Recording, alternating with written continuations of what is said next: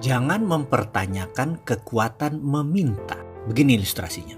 Saya bertanya, seberapa Anda percaya dengan Allah? 100%, 200%, atau tak terhingga?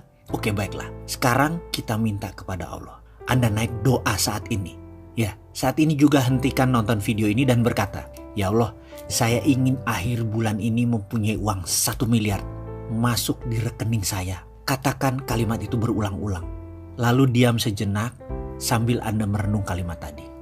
Pada saat hening, tahu-tahu di benak Anda berkata, dari mana uang 1 miliar? Kamu kan hanya pegawai negeri.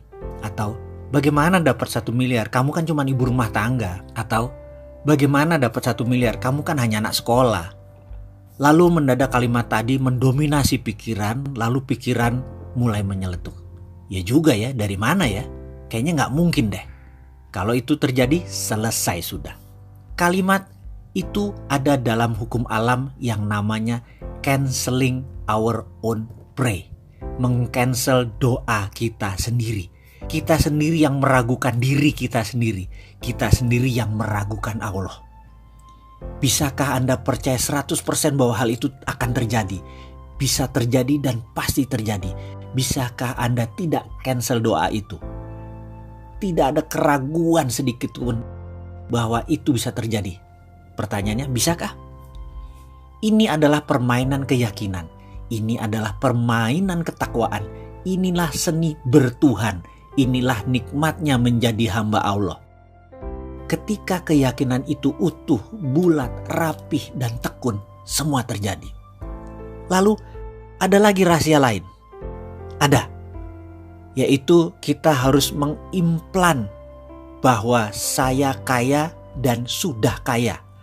Bukan akan kaya, tetapi sudah kaya. Memberi adalah kunci pertama.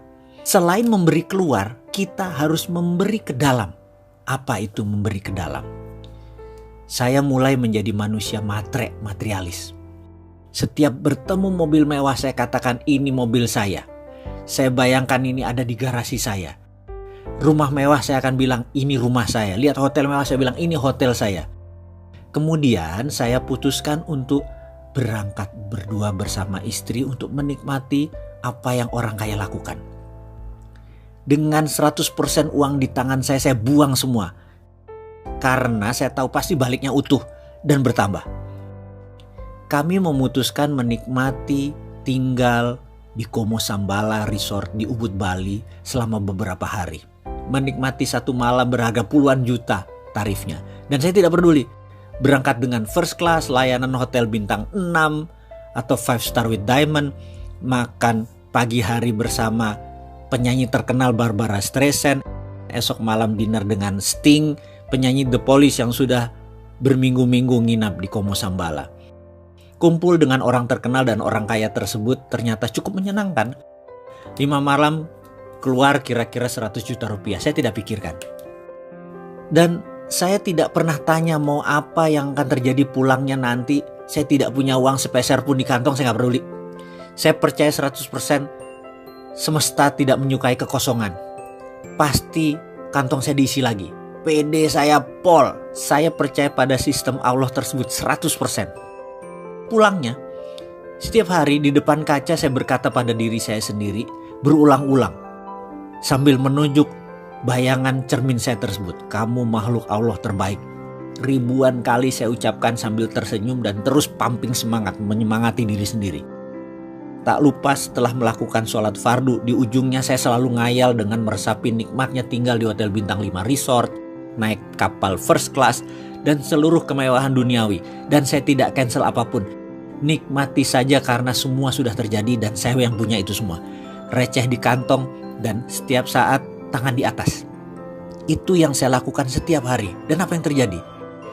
Ketika Kamisan di bulan berikutnya, pertemuan bulanan tersebut, yang biasanya ada 5-7 orang, ternyata waktu itu 20 orang atau 30 orang hadir semua. Semua yang hadir adalah kenalan saya yang sudah lebih dari 15 tahun. Desimal rekeningnya ada yang 11, ada yang 12. Saya hari itu enteng sekali. Saya hari itu kocaknya setengah mampus. Padahal saya bukan clown. Saya bukan komedian. Melucu itu bukan darah saya. Tapi yang jelas hari itu mereka tertawa terpingkal-pingkal. selama beberapa jam. Lucu sekali dan saling timpal jok-jok lucu. Saya pun sampai rumah mungkin sekitar jam 11-an. Padahal pertemuan itu sehabis maghrib. Di pertemuan-pertemuan sebelumnya jam 8 saya udah di rumah. Entah angin apa, keesokan harinya satu sahabat saya berkata, mau nggak kamu beli saham PTN di Nusa Tenggara Timur, mau ikut nggak? Saya jawab, nggak belum ada kelonggaran likuiditas, saya bilang gitu. Gampang, gak usah store dulu, komit aja. Nanti kalau naik dikit sahamnya kita lepas baru buat nyicil. Gampang dah modal. Jadi sulit dong saya tolak penawaran tersebut, ya saya ikut. Pertemuan bulan berikutnya, masuk yuk, ada Chinese restoran di Macau. Ada posisi yang lokasinya bagus banget. Dapat tempat murah karena dulu itu Italian restoran tutup.